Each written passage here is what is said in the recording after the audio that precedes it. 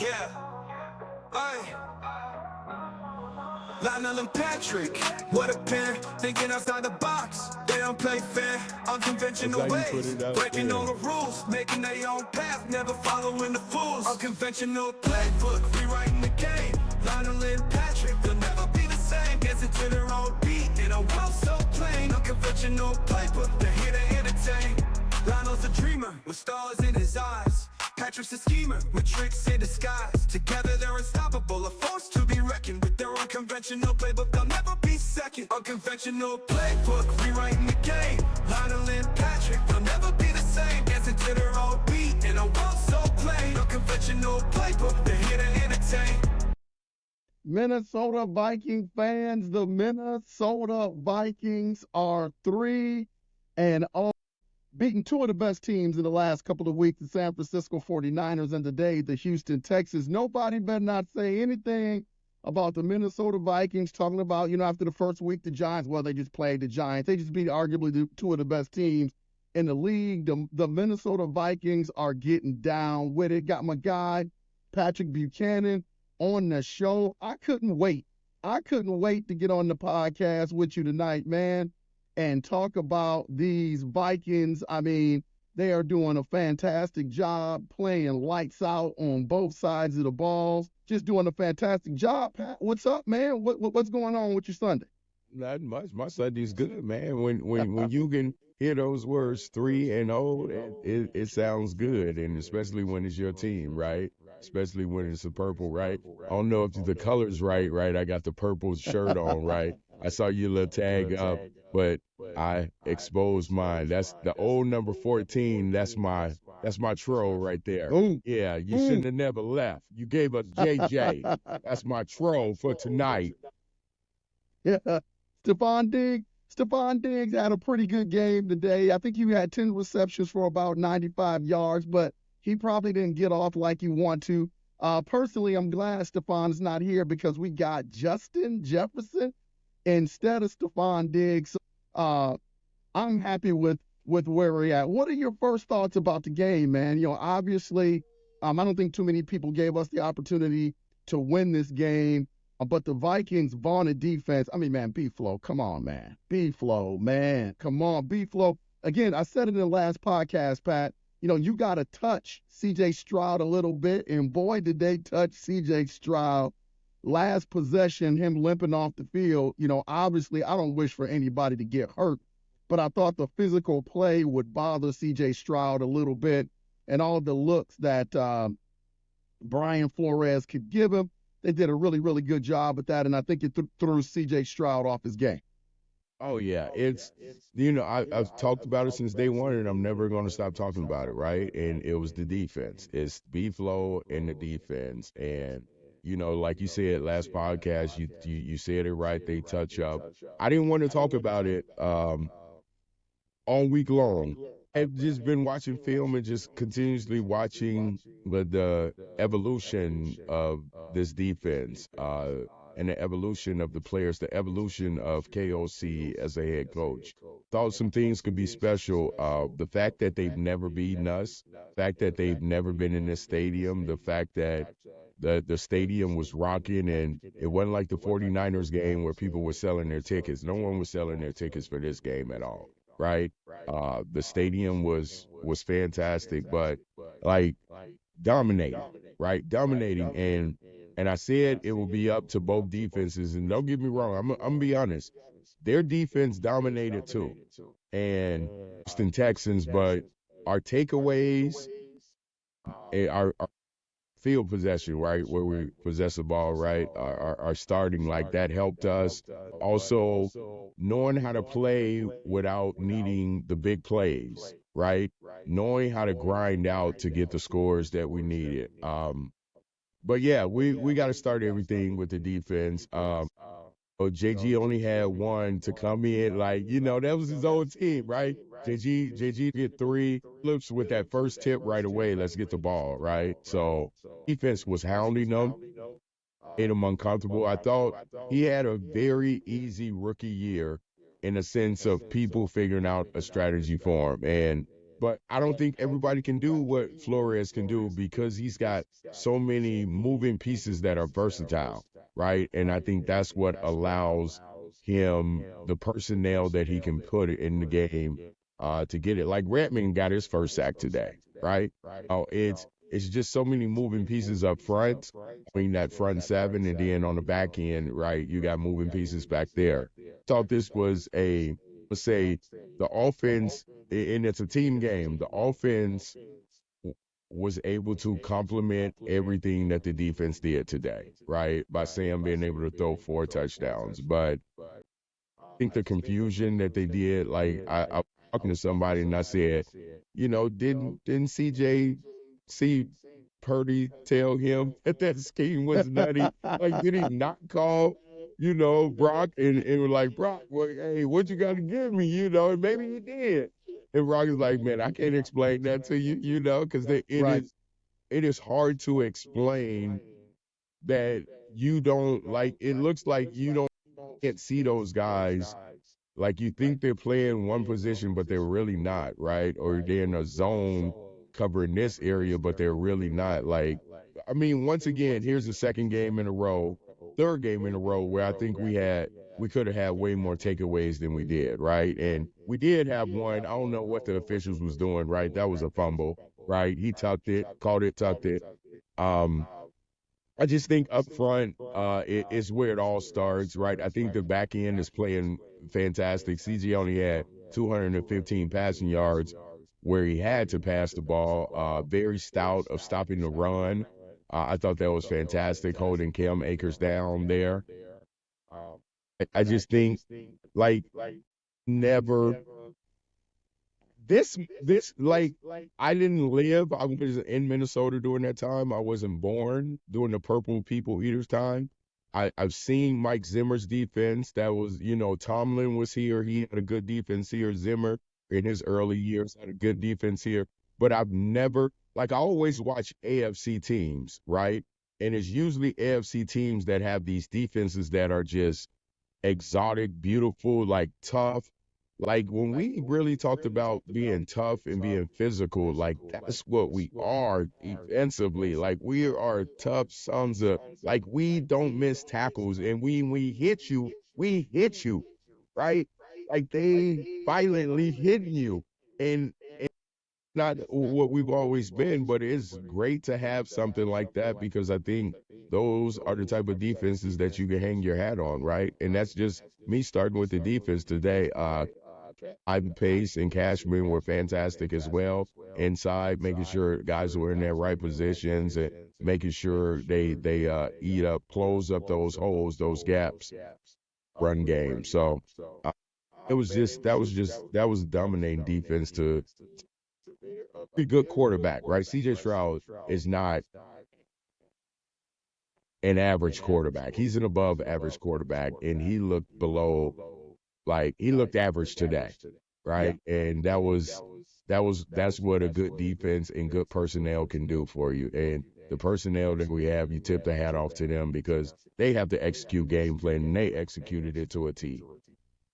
Well, I think what you have right now, what you're seeing from the Minnesota Vikings is that, there's a lot of different aspects you can look at when it comes to this team. You can look at some of the things that are glistening off of the, offensive side of the ball. You can look at some things that are coming to the forefront on the defensive side of the ball. There's a lot of different things you can point at for the success, that attributed to the 3-0 start. But the one thing that I see, that kind of flies under the radar, and, a lot of fans don't get an opportunity to see this because obviously, it's more of a private setting. Like you don't get an opportunity to go out and watch the Vikings practice every day unless it's training camp. You don't get an idea of what goes on in their film room and in their position meetings and stuff like that. And what you have right now is a team that is in tune with each other and the coaching staff that is in tune with their players. Like today, people think it probably was just, Grenard having a really, really good game today. And that was all schemed. Their defensive coaches wanted Grenard to have a good game today. That's what a lot of people don't realize. For them, I remember a few years ago, I don't know if a lot of Viking fans remember this or you peers remember this, but I can't remember what the specific record was, but Justin Jefferson had an opportunity to break a record in the last game of the season, and Zimmer didn't do a play to get him that ball so he could break that record. I can't remember if it was yards or receptions. I can't remember what it was, Pat, but I remember Zimmer saying after the game when he was asked about that, he was like, "Well, I don't, I really don't care about that kind of stuff." It was important for the defensive coaches because Grenard was playing his old team for him to have a big day today, and that came to fruition today in the game. He had a big game, 3 sacks, and had multiple pressures where he didn't get to the quarterback, but he made a difference in the defensive scheme. So I was really, really happy to see that. On the offensive side of the ball, man, again, Sam Darnold is playing like a top 5 quarterback in the league. And nobody's going to sit here and say that he is a top 5 quarterback in the league, but he's playing like a top 5 quarterback in the league. And all of that goes to his offensive coaches, the belief in putting this young man in a situation where he can succeed. I mean, he looks very comfortable out there when the lights are bright. So, when people talk about the best combination of coaches in the league, I think I mentioned it on the last podcast. B-Flow, not Sam Darnold, but KOC is doing a fantastic job with this team. Their players are an extension of them. And you can look at any sport that you play. When you have a team like that, Pat, where you are an extension of your team and your team is an extension of you, the chemistry there, man, is just going to be tough to beat. Is this team going to go 17-0? Probably not. I would be happy with that, but probably not. But this is a team that if they continue to do the things that they're doing, man, it's going to be a hard night for anybody to beat this football team. Oh, yeah, it's going to be a hard night to beat anybody because, now I'll flip to the offensive side. Sam is doing a fantastic job. I think, Sam has 8 touchdown passes in the first 3 games, only 2 picks, right? So that's a fantastic ratio that he's doing right there. We're taking care of the ball. Today, we've been running the ball well, but for Aaron Jones to hit that, 100 mark rushing on the ground, it's a balanced attack that we got. Once again, we're balanced attack. Sam didn't have to do that much. 181 passing yards, right? Nope. He didn't. With 4 passing touchdowns, you'll say, well, have that. Well, good field position, right? Great defense, right? But also a great running attack where you don't. That's not what you're all relying on. You're relying on a balanced attack, right? So we're talking about the defense, talk about the offense, all phases of the game. Offensive line was fantastic. Yeah, we did. Listen. If people didn't think we was going to get some sacks was going to happen, that's the Texans. That's the Texans. That's right. That's the Texans defense, right? That's the Miko Ryans. That was going to happen, right? But I feel like they both were our KOC outcoached his defense today, right? He outcoached them enough to know what they had to do to be successful today. So we'll see who won that battle. When it comes to that. But then, there's another phase of the game too, Coach, that was phenomenal, and that's the special teams, right? You talk about the rookie kicks a 58-yard field goal. The rookie has not missed a field goal at all.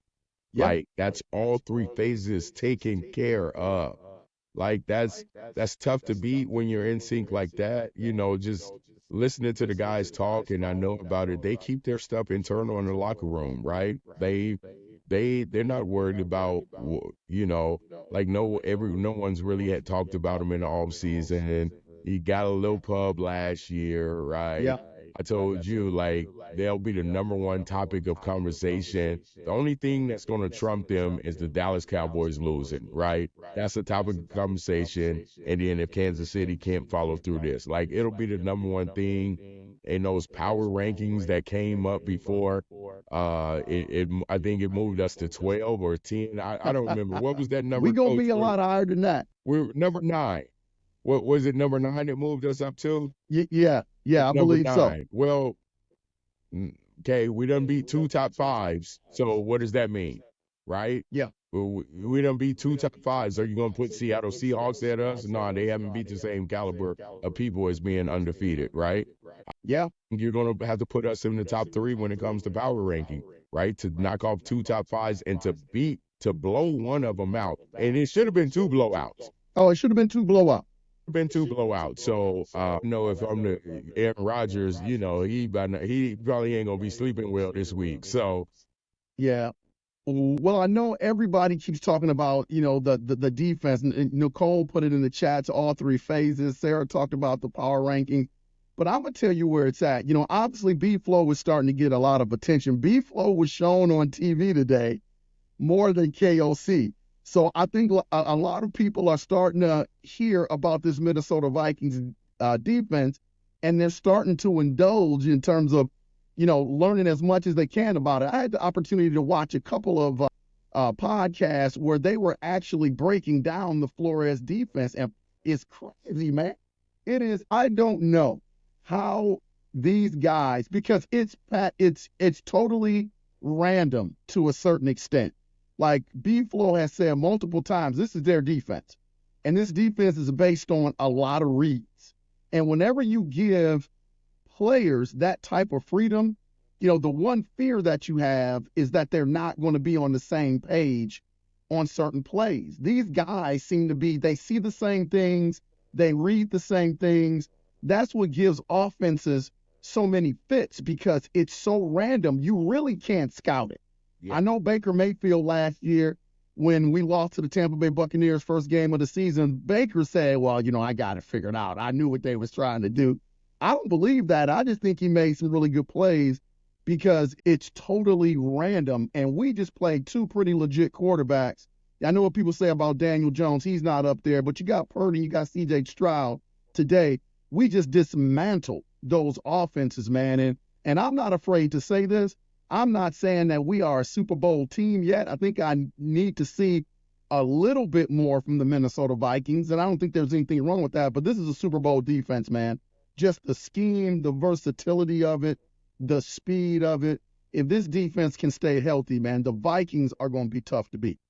oh yeah, I'll take you back to week 1 last year Okay. in Baker, All right. and he's my Take me back, guy. Pat. The one thing that I tell Baker, you did what you were supposed to against the personnel that was out there, but if you That's went up right. against this personnel, that's a completely different story, man. Like you talking about game 1 of learning a scheme. Yeah, say what you want to, Baker. And I love you because you're a Sooner, but I was about to say, you're a Sooner. You're like, I'm a criticizing Sooner, the but Sooner. there's this reality that goes on when you got your pieces and the people understand. And listen, the 5 of the starters are still learning it, right? Right. They're still learning it, but you couldn't tell. It doesn't look like it, but they are, right? Uh, Jason Smith said a fantastic thing. He was like, man, sometimes he throwing stuff where it's a lot of things he wants us to do within it, right? When he's calling the plays. And sometimes like, man, that's a little too much right now. Right? He's testing them, right, to see where we're at, because there's obviously going to be growth in it.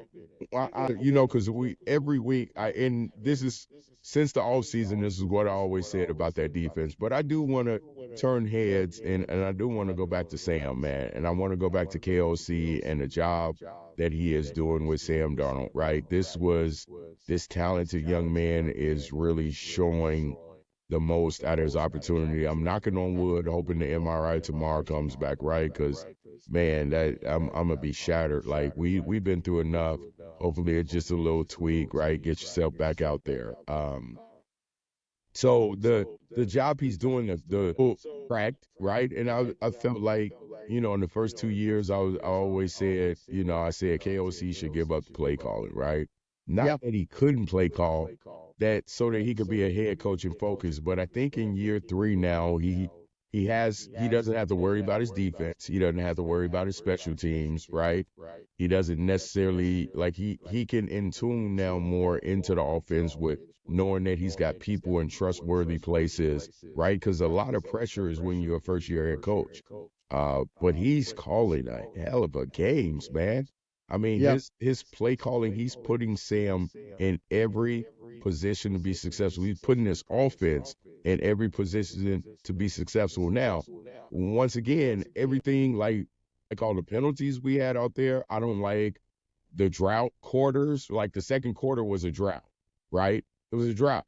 And I feel like we had opportunities still to score in there, but It was some things that didn't go right within it, but it's better. It's not 2 quarters of droughts, right? It Yep. was a Yep. 1 quarter of a drought, right? And 20 points in the second half, fantastic. But we could have had more points on the board in there. But that's just me finding something to nitpick at. Just Yeah. trying to find something. Yeah. I just Sam is fantastic with the boot, the play action. Like the first touchdown I looked at, we're gonna do it because we have to. Last year, Kirk Cousins doesn't find a way to roll out to that pocket to that left, like to just to improvise, right, Right. and roll out Yep. I there, get you. right, and I think these guys, these receivers know that Sam's going to keep the play alive, so we got to make sure that we move with him and give him a pocket, a window to throw that ball in. So he uses his legs fantastically. He's not doing anything to hurt us, right? And some of the intermediate throws are even going to get better, even the check downs, right? Sometimes those aren't the greatest of his throws, right? Everyone Right. knows the strength is his arm, pushing it downfield, but he's getting better at the other throws. And that today was a testimony of that. Like 181 yards, it wasn't 181 yards with 20+ yard plays. It was with the 5, the 6, the 7, the 8 yard plays, right? And making sure that he was moving the chain. So I think as that continues to get better, defenses are going to focus on that, and it's going to open up deep. And what else is going to open up deep for us is when we get the healthy, TJ Hawkinson and Addison back, and now with Speedy doing what he's doing, just creating more weapons for us. But man, Sam is really playing good, and I give props to Shanahan, and KOC, because you got to give props to Shanahan for helping this young man out, and now KOC, we get to benefit and even evolve him even more, Right. and as a young man. But coach, here's the conversations are happening, and it's not happening inside the organization, but as fans, we get very premature on things, right? Yep. So the conversations of what if he keeps doing this, right? Right. Those conversations, what if he keeps, well, let's not worry about that right now because Right. they're not thinking about it. And let's just take one day at a time. I'm not thinking about 17-0. I'm not thinking about 6-0 or 7-0. I'm thinking about going to 4-0. The next game, where the Jets are on my mind, right? Enjoy this, Jets. That's where they're at. That's why I'm always speak of that on the UP, because I think you got to think of it as one game at a time. Yeah. For me, thinking about Sam Darnold, he's doing a tremendous job. I talk to a lot of creative people, and we have on our campus some really talented artists on our campus, people that can paint and work in oils and all that different kind of stuff. And all of them say the same thing. The most exciting thing about an artist is dealing with the blank canvas, because when you deal with the blank canvas, you can create it in whatever way you want. And then all of them said when they have to go back to some of their old pieces as an artist to try to correct some things, that's always hard because they don't want to mess up the painting that they're doing. I look at coaching the same way, and here's where I give KOC a lot of credit. He's working with a guy in Sam Darnold that has a blank canvas. Nothing before that Sam Darnold has done has ever worked for Sam Darnold. So he doesn't have to break Sam Darnold down. He doesn't have to override Sam Darnold's thought process, because in Sam Darnold's mind, he needs the help. He's hungry to be successful, unlike a guy like Kirk Cousins, who had a little bit of success to be able to get the contract that the Vikings gave him initially. He had to have some success in Washington. And so with a guy like that, been in the league a long time ago, KOC has to go in there and try to reprogram a guy like that. And from a coach, I know I've had players that have been really successful in basketball. Pat, I know you've had players that were really successful in basketball at lower levels. And by the time they get to you, sometimes you've got to reprogram those players. But when you have someone that's just coming up that you got to develop that has a blank canvas, it is easier as the coach to deal with that blank canvas. And that's what KOC is dealing with right now. He is putting that dude in so many different situations for him to be successful. And you can see it just pan out, man. Every decision that Sam Darnold is making, even when he doesn't execute it right, you can see what he's trying to do. Same thing on the defensive side of the ball. Brian Flores, when he came in, the defense was successful. They threw everything out from the defense of the previous coach that was there, Ed Donatell, and he was just dealing with the blank canvas. So now everybody in that locker room believes in B-Flow. Sam Darnold believes in KOC, and those relationships are so strong, man. It's just going to be hard for them to fail in certain situations because, like I said before, they are so in tune. I'm like you. I'm going to enjoy the present. I'm not looking at 17-0. I know how the NFL season goes. I'm going to pray that, Sam Darnold's MRI comes back clean because you never know with the knee. But as long as this young man is healthy, I think the Vikings will have a shot. Not that they will win every game, but they are going to have a shot going forward because I just think it's going to be hard for this team not to be successful on any given Sunday. No, it is. They're a team, and they're people. You don't just say stuff just to say it, right? And you don't Yeah. say stuff to throw shade at it. Like Aaron, for listen to a person that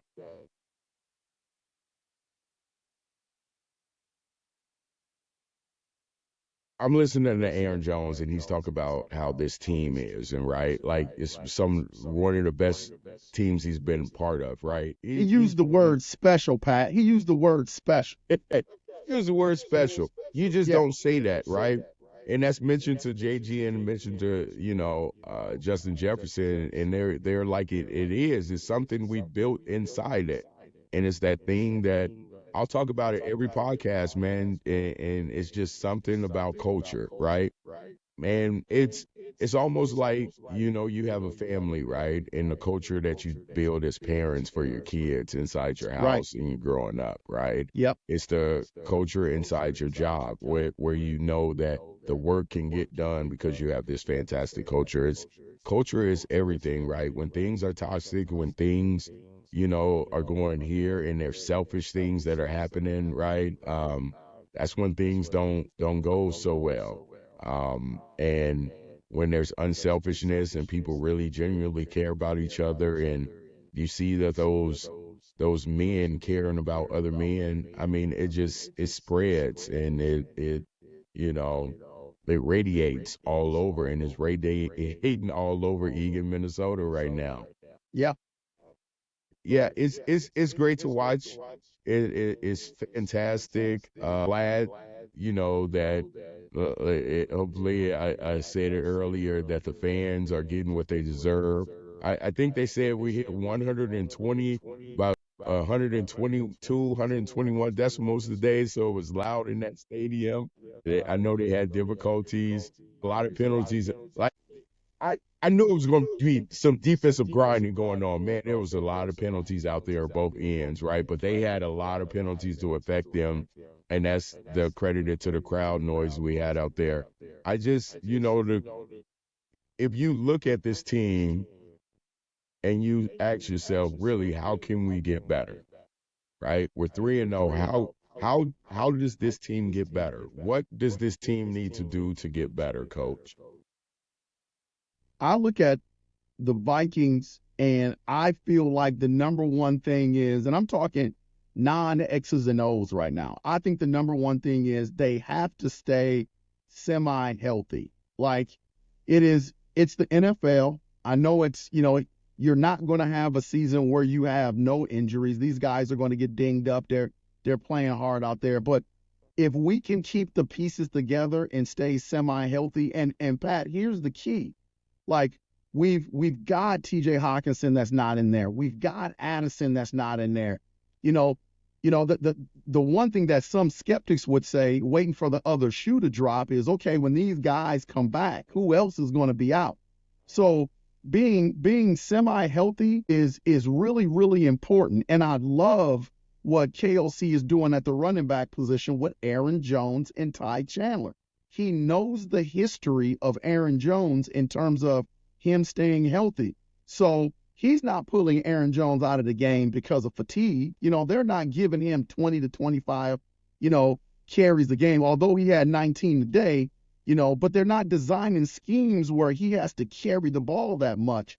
They're just spelling him because they know his injury history and they have a capable backup in Ty Chandler that can come in there and run the football. So for me, health is paramount. Health is paramount, and then having players that can continue to develop, especially the interior of that offensive line. You know, the tackles are pretty good. You know, the left guard is pretty good. They've gotta shore up the center position and then that right guard position. Reisner is going to help that when he comes back. But I think the interior part of our offensive line is just key, and that's got to get better. Yeah, and you know I count the number of sacks we've given up, and we've been able to rush for over 200, over 100 yards. I think all 3 games, right, collectively. And our carries have been very high, average, right? Yep. In the 5, 6, 8 range. So I think they're doing that good. I mean, Sam's having time to, I guess you're expecting him to be clean in the pocket, coach. Offensive line is doing good right now, so we're wanting more, right? I'm just looking at the consistency in which people get blow-bys and give up sacks. And I think if you look at our offensive line, the interior, they consistently get beat at times. So against really, really good teams, especially if we're looking at this as a playoff team and trying to make a run in the playoffs, you've got to get better because you're going to be facing some really opposing defensive line. Yeah, I hear you and with you. I want Ingram to be better than what he is, right? I've said it before. I'm not going to run away from that, and I've talked about Reisner with that. And I just, if it ain't broke, don't fix it. Don't try to fix it, type of thing. But how do we continuously to get better there? And they're going to get better, right? If we're going to look at it, yeah, how can the offense get better? How can Sam get better? Yep. How can we be better pass protect pro? How can we not have these, penalties within motion or jumping off sides like false starts, right? Like that's where I want us to get cleaner at, right? Yeah. Is to clean up the penalties, right? Clean up the mistakes. The one thing I do love, and I love hearing KLC talk about it, is the adversity piece. I'm gonna go deeper in this, right? I'm gonna really touch deeper in this with the adversity piece. Like every game, they've hit some adversity where it was a takeaway, right? Like fumbling the ball, interception, or penalties today. Today would have been penalties, right? Would have been the adversity we're having, or some missed passes, drop passes. JJ doesn't drop passes like that. I know JJ is gonna have a nasty game versus Jets because he mad at all the passes he dropped. So it's the adversity piece that they've been able to go through. And he said it after every game. This is me. I'm a very spiritual person, everyone, and I'm gonna just be honest of where I'm going with this. Like I always said, they had one of the biggest adversities this offseason, and that's with KJ, right? And that's with KJ passing away. Man, KJ might have a hand up there in heaven messing around down here with what they doing because they celebrated his life very well with his family and with the city and with the organization. So I think that adversity that they dealt with this summer, they're like, it's a game. They're just playing a game. They dealt with some real life adversity, you know what I mean, coach? And now they're going to a game. I think that makes, like, if you hindsight, like, you guys can get through that. You got through this. It was tough for us, right, to start camp this way. It was tough for us, but we got through it together, right? And I feel like that's what they're doing right now on the field, is getting through it together, right? And that's with everyone. That's with the coaches. That's with personnel. But also, man, they having fun out there, man. Having fun, coach. And that's the one thing in sports that we always want people to do, is have fun, and they having fun. And man, B-Flow was locked in today. Did you see B-Flow? Did you see him out there, coach? He was coaching like he's had his emotional fun, but this was like a fierce today. Was more fierce B-Flow. Like, I'm trying to shut them down, like how they was playing out there and all around the place and hitting each other. So wasn't different to him. It was more fears. Like I'm the best. I'm the best at this. He ain't. Yeah. Yeah. You Well, know. he had to be that way, Pat. And I'm not saying that he takes games off. Obviously he doesn't, or that he respects one person better than another one.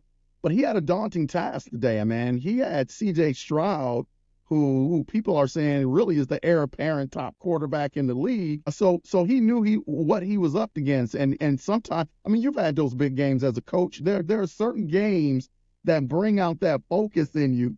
And this was one of those games where B-Flow, he was a little bit more focused. And both of these coaches, man, Nicole said in the chat, it's going to be embarrassment of riches when everybody comes back. Absolutely, when everybody comes back. Scott's talking about B-Flow has a plug-and-play defense. Doesn't seem to matter who they put in. I'm going to go back to what my partner Pat said to start the season, the depth. The depth of this team, you saw it in the preseason, and now, again, that's coming to fruition in the regular season. So, I mean, credit to our coaches being able to do some of that stuff today for sure. Oh yeah. Oh yeah. But we can go on and on. They're 3-0. They're 3-0. They're at the top of the division. But here's another stat. I don't know if everyone knows. We've only given up 30 points, and that's the second best in the NFL right now. Yes. And there's only one team ahead of that, and they've given up 26 points, and that's the Pittsburgh Steelers. But yes. not taking anything away from the Pittsburgh Steelers is that we've played two really good offenses. We went up against two really good offenses to hold them down to a total of how many points combined, So man, it's what they're doing back there is they're going to be number one. They're going to be number one. And I know we give up some yards here and there, but and Nicole said it earlier. I'm glad we didn't. We could have just let them score at the end of the game. That the pride. Defense, that's pride right there. Yep. That's pride right there. Plenty of times right there trying to move it. There was fourth down pride when they got them off the field. There's pride in letting them score out there, and they're not doing that. They're scary. That's scary, man. But Pat, do you know why they're scary, man? See, a lot of things that people don't know about coaching is that really a lot of your success depends on how well you can scout the other team, figure out what they're trying to do scheme-wise, and then take that back to your team and focus on their weaknesses where you can really exploit them. When I look at B-Flow's defense and everything that I've seen in terms of studying that defense, I'm not going to sit here and say it's unstoppable, because when he starts bringing players from all angles, sometimes you get put on that island. Sometimes if the offense has the right hot read, they can beat you for some yards. So I think you're going to see a little bit of that as the season plays out. But how consistent can you be as an offense? And I just don't think what B-Flow and the fellas are doing right now in purple, I don't think it's scoutable right now. And I think you think the Houston Texans didn't prepare or try to prepare for B-Flow's defense today? Of course they did. You didn't think Shanahan and the San Francisco 49ers tried to prepare for B-Flow's defense last week? Of course they did. What I'm seeing from offensive teams right now is that they can prepare all they want, but you are just not quite sure that the look you're seeing is going to be the look that you're going to get when the ball is snapped. Yeah. And man, it is, I think the defense, again, I give you a lot of credit, because the first thing you said when we were talking about predicting, how the Vikings were going to be successful, what did you hang your hat on? The defense. Yep. And the defense is showing up every week with that consistency. And honestly, man, I don't think that's going to go away. I think they're going to play, good to great every game. I just think the defense right now is just going to be consistent. And like I said, I have no hesitation in saying that this is a Super Bowl scheme and it is a Super Bowl defense with the personnel right now that's currently constructed. Yeah, definitely. And that's that was me studying personnel and studying B-Flow and, what he's able to do. And I'm going to flip it over to the other end quick, and because I brought up our scoring defense, and Scott, Scott, we scored 85 points in 3 games, right? that average right there, we almost right there at 30 points a game, right? That's about, 28 point something, So that's close. And, I've been part of the Minnesota teams. I watched the 3-0 game versus Chicago Bears last year, I was in the stadium for that game, which was like, what is going on? So it's great to see us be able to put the points up on the board, though. Get a score that and score in the 20s for 3 straight games. Yeah. Fantastic as well, right? It's when we can put points up on the board, when a field goal kicker can make field goals, when we can finish drives and get 7 out of it, it's great. And we're still having gap moments because he's still learning the playbook. I'm still learning that playbook. Everybody says that playbook is difficult as hell. He's still learning it, and we're averaging, 28 points a game. That's nutty, right? That's Yep. just nutty right there to think about that. A team is averaging 28 points a game. Defense is only giving up 10 points a game. That's an 18-point differential. That's a recipe that how you gonna beat that? You got to figure out how to slow the offense down. You got to figure out how to score against that defense. 28 points a game, man. I don't get me wrong. I love it. I love it. It would have been fantastic if we could have got, the more than single digit win, right? Because we were through KOC's first year, 1-score wins, and last year the 1-score wins and the 1-score, we was more on the end of 1-score losses, and to be right now where it's 2 games that we've won by been more than 1 score, and it should have been 3. Like, we can talk about it, and Aaron Jones had a fantastic day to make up for that damn fumble. He'll give Wagner his props for punching it out for Eddie, but whatever, it is what it is. So, yeah, here's the thing is, I think the defense will get better as they would ever, but I think there's more upside in the offense than the defense. I agree with that. And if we're averaging 28 points a game, we don't have TJ Hawkinson, we don't have Addison. That's a scary upside then that you're looking at. You could be potentially looking at, if Sam Darnold can play like this, you could be just potentially looking at a team that's destined, right? And that has destiny, and there's nothing you could do with that team that year. And you come back in next year and try to figure that team out as the NFL as a whole, right? The whole NFL organization, like the teams out there, how we gonna figure them out? Because that's where it's headed. It's some sort of destiny thing. They said it's something special, and I know what being part of something special is, that I can't explain it. And there's something that's happening that you just can't explain. It's just happening. You're doing everything. You're doing your preparation right, mentally and physically preparing, right? And the players are executing and the ball is going your way. It's nothing.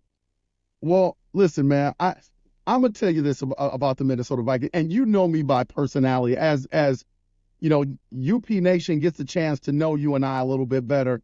I think between the two of us, I'm probably the more cynical person out of the two of us. I mean, when you look at our preseason predictions, I think you picked the Vikings to go 10-7. I picked the Vikings to go 7-10. So I'm a little more critical.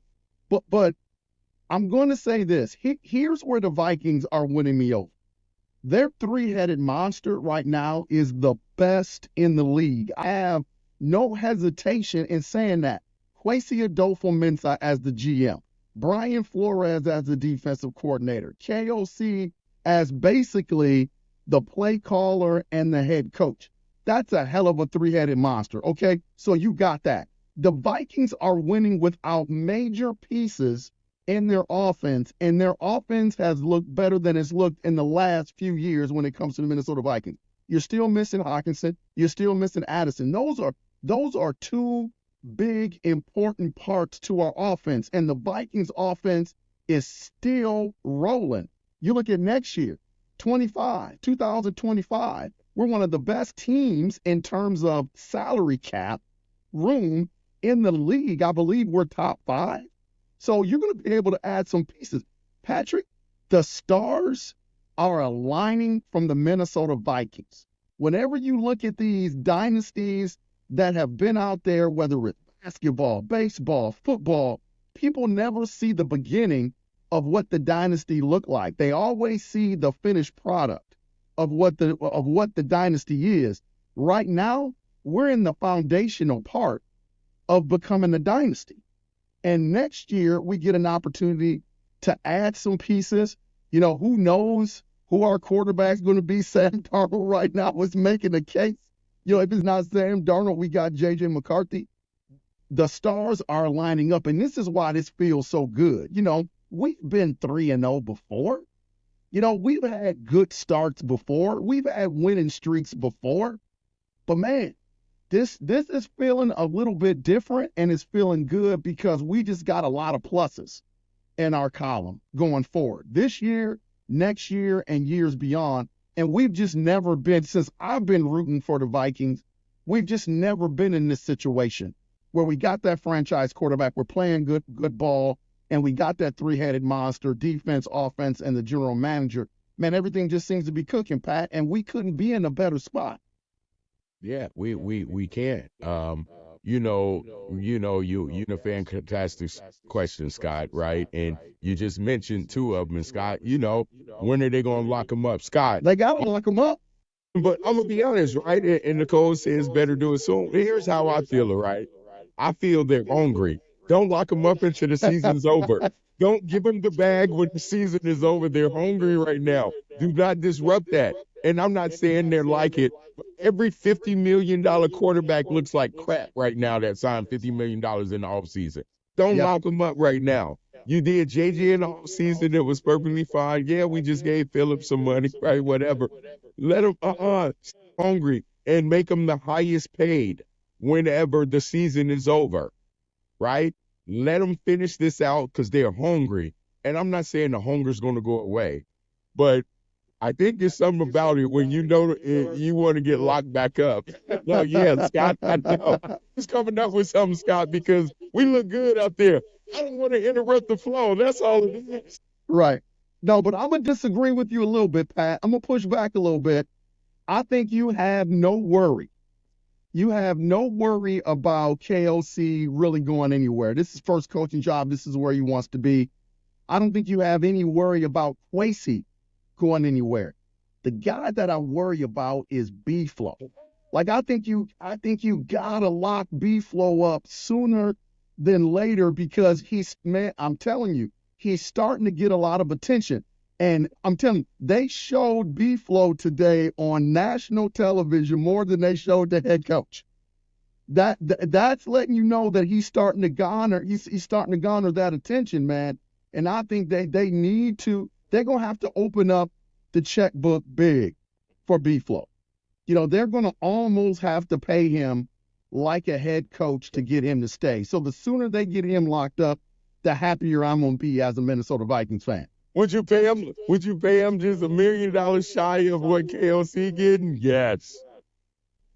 Listen, I'll tell you this, because I think KOC is going to demand some money as well. Here's where I am, because there's no salary cap in coaching salaries. I would pay B-Flow head coaches money if you want to win the Super Bowl. Because I think for the Vikings to win the Super Bowl, I don't want a guy that B-Flow has mentored. I don't want somebody out of the B-Flow tree. I want B-Flow. And for us to win a Super Bowl, I think B-Flow is going to have to be on the sidelines, and he's going to have to be a part of it. Yeah. But I'll never want to hold someone back from the opportunity that they have in this world, right? I do believe he's molding someone if that does come up. I do believe he's molding someone, right? If something does miraculous, one has to be in place that knows this defense. There's this. Yes. This is the reality part. But there's this other side of me that the person that I got to meet is he ain't trying to go nowhere. He's not trying to deal with that. I don't think so. I think his heart is here, no question. I think he sees that he works well with KOC. I think he likes Minnesota. I think he likes the players that he gets an opportunity to work with. But money talks, man. Money talks. And when people start throwing those dollars at you, and then you have a chance to captain your own ship, that's really enticing. So at least what the Minnesota Vikings can control, they really can't control B-Flow's heart, but what they can do is control his bank account somewhat. So what they should do is really, really put the pen to paper and get this man locked up. And again, I would pay him head coach's money because I think he's just a pivotal part of us being where we want to go, and that's ultimately a Super Bowl title. I just think B-Flow's got to be a part of it.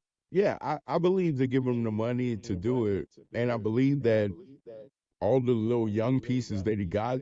Why would I want to walk away from that as a defense? Like, these are my toys. These men are allowing my brain to go. Because soon as if he gets a head coaching job, it's a losing organization, so he has to rebuild that up. So Yep.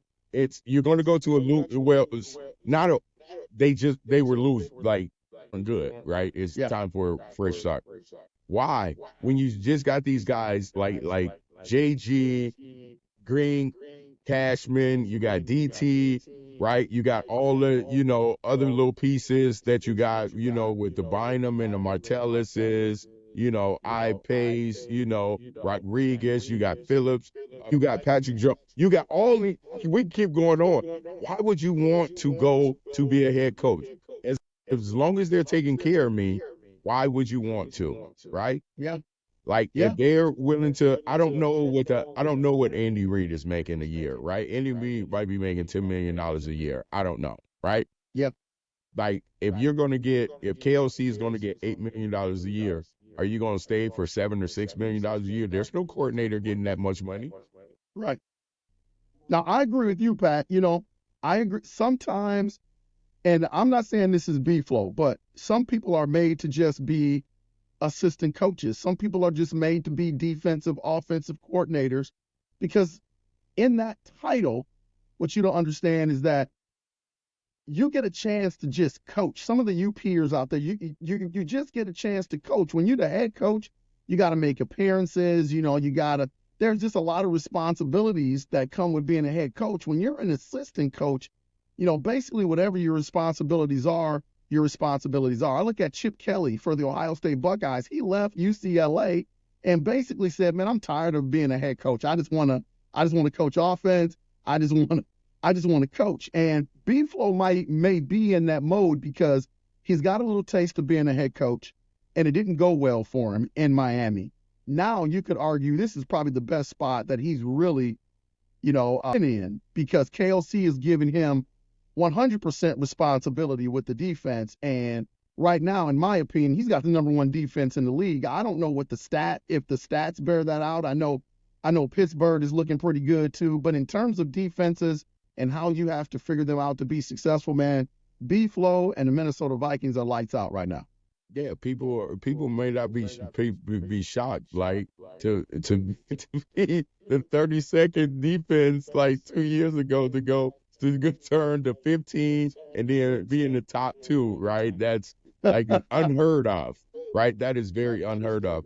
You was talking about the three-headed monster, and this is like my point of everything is we talked about culture and the Wills, right?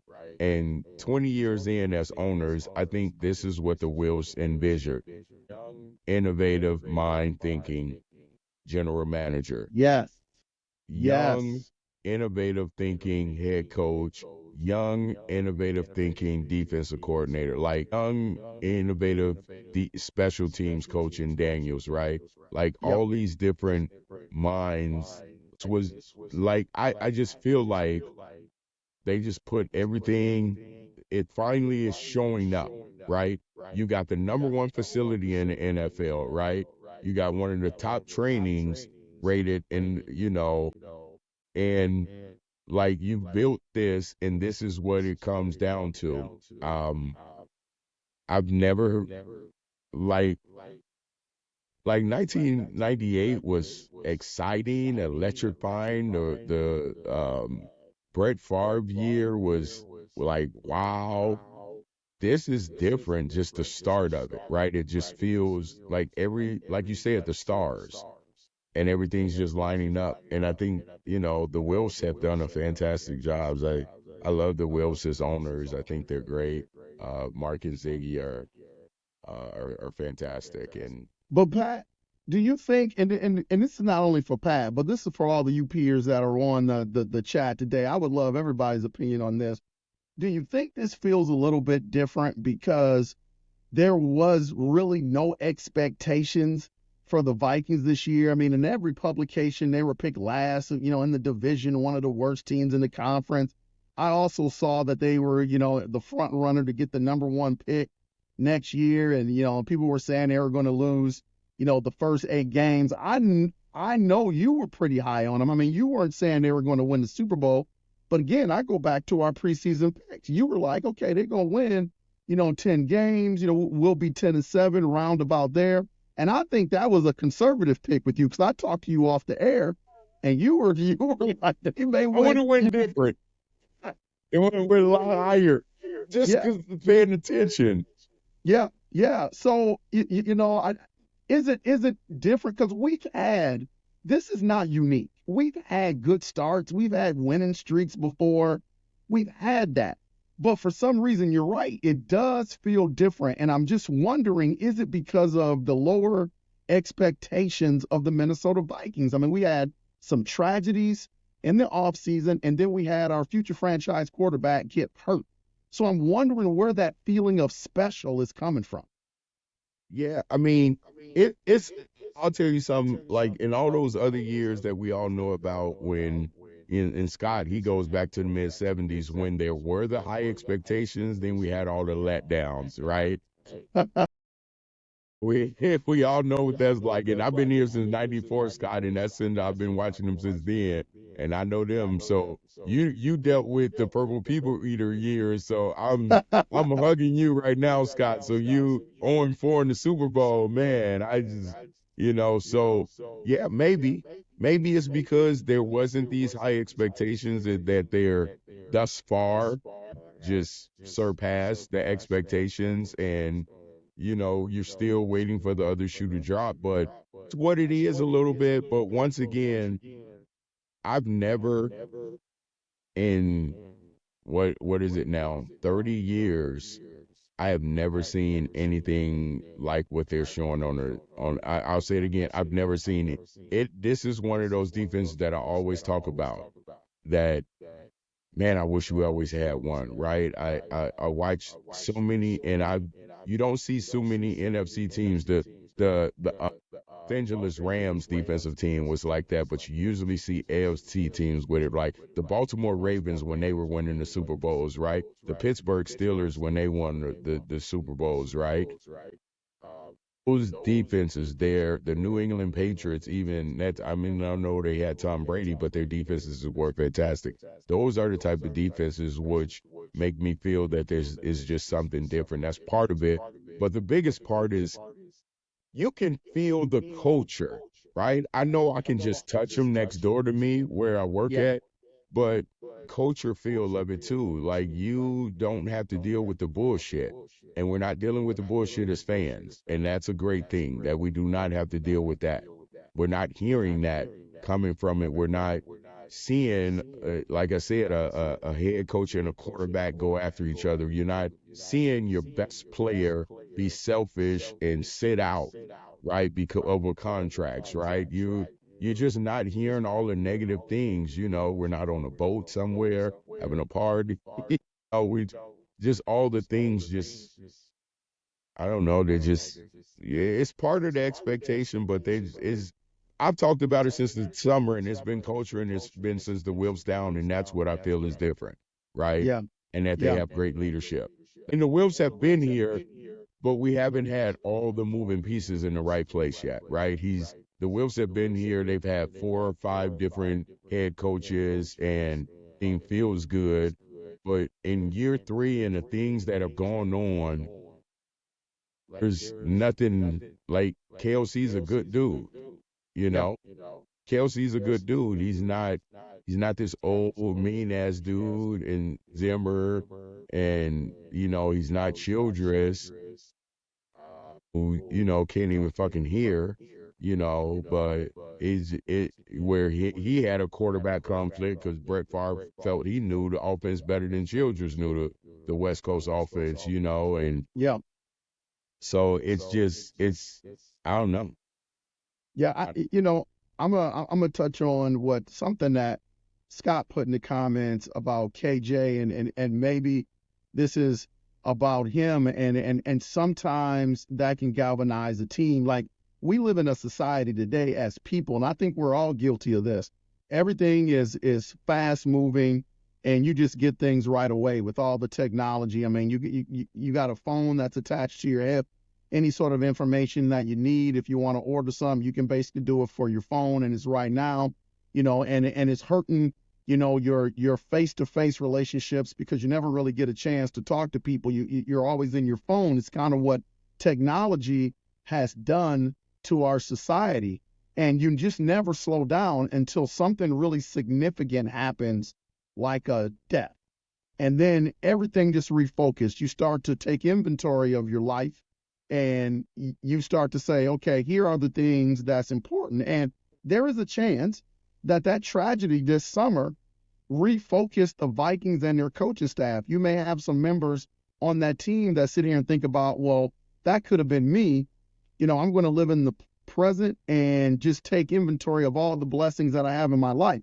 Hey, you and I both know when you and I coached at a particular school, we lost a student athlete in a car accident. And that galvanized the team at the time that I was coaching. I mean, nobody expected it. It was hard hitting. And I think it really galvanized the school and our team for that season. And sometimes that can refocus you. So I think Scott makes a great point. That could be something that's really reshaping, even though he wasn't here for a long time. It's something that's reshaping and focusing this football team and the coaching staff for sure. Yeah, it's a beautiful story line, right? They always and I'm not jumping the gun, but you never think about it until you're kind of in that place. But you always talk about these teams that do make it that far to the end, to the ultimate goal, and people rewind, and you see all these beautiful things, and you saw how they were blessed to get to a certain place. And we're not going to jump the gun, because all I'm thinking about is the New York Jets right now in London. I'm thinking about going to London and getting some. Hey, are we undefeated in London, Coach? We're 2-0, right? I don't think we've lost a game in London, but we got that Packer game first, Pat. We got that Packer game first. We got Packers first. Oh yeah, we got the Packers next week. They probably should. Gotta be. Come on, we gotta be ready for Packers week. I know we got to get ready to go to Green Bay, but once again, you said this earlier, and I think I took this as a loss and you took it as a win. And not mistaken, Coach. I think that's right. We flip flop. What did you choose with this game? Are you talking the Texans or the Packers game? The Packers game. I picked the Vikings to lose the Packers game. I picked for them to split with the Packers. Yeah. I picked for the Vikings to lose at Lambeau and to win at home. Okay. So here's something that you always bring up. To get the Packers when it's hot outside, it's fantastic, right? I think you should bring Jordan Love back. If I'm coach and I'm looking at this defense, I'm not bringing Jordan Love back this week, right? Willis is doing his job. He's got us 2 victories. Not bring him back this week versus this defense. That's just me being an honest person, because I think Jordan Love has a pretty good talent. But if he's not fully ready to be mobile, he hasn't seen, like, he saw KOC defense, but he hasn't seen the new improved B-Flow's defense, So right. I would not. Ooh, we going to the Packers? But listen, I'm gonna tell you. Here's what I know about the Packers. Their fans are front runners. Yeah, that's just what they do. Their fans are front runners, and the organization and the fan base, they have an ego. So here's a Lionel's lock early. I'll have another one when it comes to a game, but here's a Lionel's lock early. Jordan Love, you can lock it up. Jordan Love will play next Sunday against the Minnesota Vikings. Their ego won't let him sit out that game because they want to win it so bad. And they feel like B-Flow can do some things to Malik Willis that it doesn't give them the best shot to win. They got to feel like if he can walk and run, they're going to put him in that game. And I hope they do, because I don't think he's going to be ready for what B-Flow is going to throw at him, and he's not going to be able to confidently move around the pocket. He may be physically ready to go, but it's combining the mind with the body, and I don't think Jordan Love is going to be able to do that next Sunday. But you can lock it up. He's going to play. That's my call right now. I haven't heard anything, but I've been watching the Packers for a long time, and I know their fan base and I know their organization. They're going to put him in that game. It was supposed to be 3 to 6 weeks, and y'all, okay, he practiced this week, and maybe it's a little mind game. You was able to play that mind game with Tennessee, but B-Flow would be ready for both of them. I promise you that. I promise you he's preparing for both of them. Yeah, definitely, man. I have the utmost confidence in B-Flow. Right now, I'm feeling pretty good. I'm not going to let anything dampen my spirit and his flame. I'm a little concerned about Sam Darnold. Like right now, we got to wait to hear some things on Monday with this MRI thing. So, that's going to be a little thing that may keep me up, because I want to have him ready next week, but I think he's going to be okay. But yeah, I'm just praying that Sam Darnold's going to be able to play next week, because I really definitely think that gives us the best chance to be able to pull that game out. Yeah, definitely. I mean, I love to have Sam Darnold out there. We played against a Malik Neighbors type already in week 1, and so we already got that game playing for him, right? So hey, if I'm Jordan Love though, I'm like, Coach, nah, let's wait, let's wait. Like, I saw C.J. Stroud, and this ain't fully ready yet. I saw C.J. Stroud limp off the field. I saw Purdy limping. I don't want to be limping too, Coach, because they coming. Yeah, they're coming, man. They're coming. I got one more thing I want to talk about before we wrap this up, because I've been trying this whole episode to give people their flowers or whatever. I got to give this young man his flowers, because he is stepping up, in the absence of Jordan Addison. What about my guy, Speedy Nailer, man? Speedy Nailer is and I'm so happy for him, because my wife asked me, is he new? Like, where is he? He's been hurt the last couple of years, and now he's healthy and he's being productive in there, man. He's caught a touchdown pass in each one of his first 3 games as a starter for this football team. Talk to me a little bit about Speedy, man. Man, Speedy's doing fantastic. I mean, catching the balls, running the routes, he is really filling in. When there's versatility, we talked about defense versatility, but Keenan McCardell getting all the guys ready to be able to run, right? To play all positions at wide receiver. That's just right there preparation. Also, Speedy getting his opportunities. Like you told Nicole, right? Speedy's healthy. Starting the preseason. Speedy have 2 or 3 scores now. That man got 2 or 3. He's got 3. He's got 3.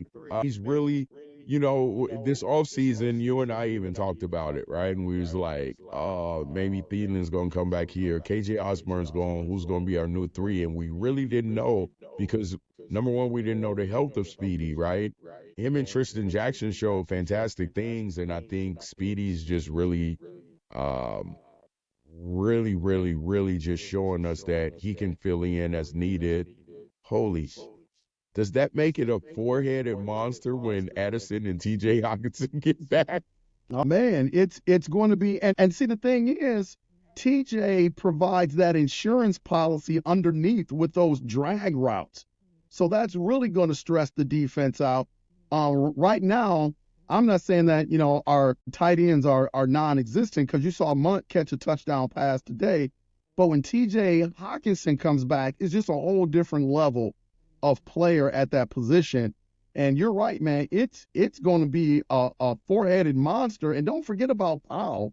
You can put Powell in for some selected plays as well. The offense is looking pretty nasty. Yeah, it is. And you're talking about TJ underneath, but we haven't.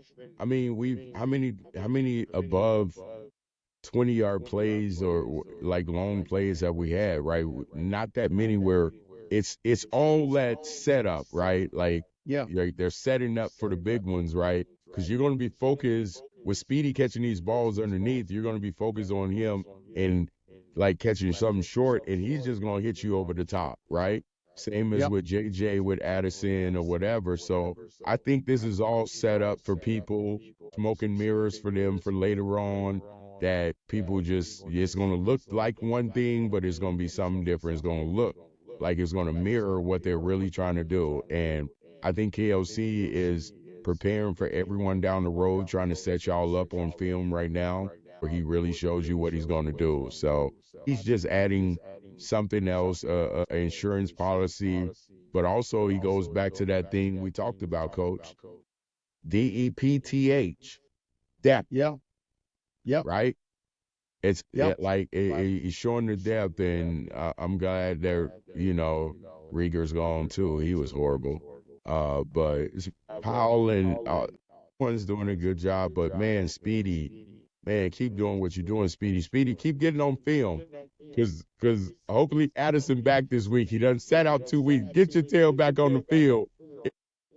It's the week of all weeks, right? We could go 2 tight ends and 3 wide receivers. That is massively scary right there. Right? Oh my goodness. Oh, you go 1 tight end, 4 wide receivers, or 2 tight ends and 3 wide receivers, still with Aaron Jones or Chandler in the backfield. What do you do with that? What do you do with that? That's just, especially if they could block up front. Like, you can't bring the house on that. You just can't. When we get healthy after the bye week, which he's setting up for, how are you going to be able to bring anything on us? You're going to have to drop back.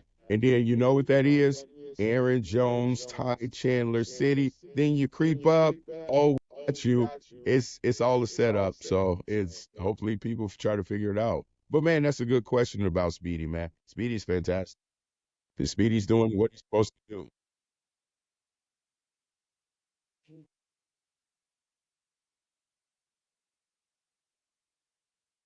This season. So for those of you that took the over, you're halfway home with 3 wins. Minnesota Vikings 3-0. I am extremely excited about this team. I'm excited about the 3-0 record, but I'm just really excited in the direction that this team is going. And you can just see it when I say the stars are aligning, man. The stars are aligning for this team. So they just got to keep it going. Please, you peers out there and people that are new to the broadcast, hit that like and subscribe button. Keep the station growing. Pat and I will be here every Sunday after the Minnesota Vikings game to talk about the Vikings victory. Right now, we're going to stay at 8 p.m. because that works for us. So we're a little bit later than other podcasts that go on right after the game. But right now, we're going to stay at 8 p.m. So those of you that want to talk a little bit of Vikings, hear some Vikings talk at a little bit later time on Sundays. PB and J will definitely be here to talk Minnesota Vikings football. Pat, anything you want to say out there to the you peers, Skull Nation, Purple Nation? Nah, I appreciate you. Keep enjoying the ride. Take one game at a time. Enjoy it. I'm with you. Vegas does know one thing, Scott, how to take your money. One thing they do know how to. Yeah, I love being on here with you guys. We'll continue bringing you the content, continue to hit that like and subscribe, as Coach always says, and see you when we see you. All the you peers that are on the chat, we appreciate you, Pat. I appreciate you being. I know you're a busy man, but to be a part of this podcast, it's truly been an honor for me bringing your insight in, doing this with you every Sunday and during the weekday, making Unconventional Playbook the best program that it can possibly be, man. So I'm just really enjoying doing this show with you. On behalf of Patrick Buchanan and myself, Lionel Jones, we will make sure to see you when we see you. Latrey, take us home, man.